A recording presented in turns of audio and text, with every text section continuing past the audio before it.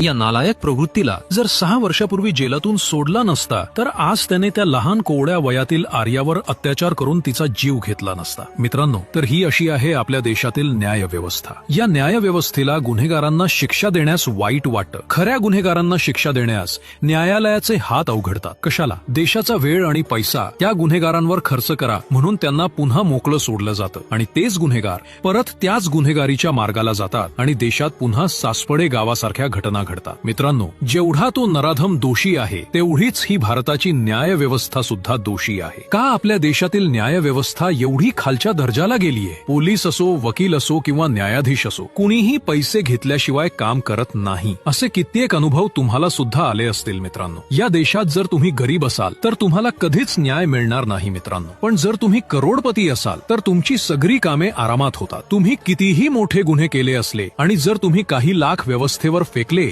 की तुम्ही निर्दोष होता. ही परिस्थिती आहे. ती आर्या चव्हाण मित्रांनो आज जिवंत असती जर त्या नराधमाला वेळीच शिक्षा झाली असती. बाकी मित्रांनो, यावर तुमचे काय विचार असतील तर नक्की कमेंटमध्ये मांडा आणि हा व्हिडिओ तुमच्या सर्व मित्रांना पाठवा.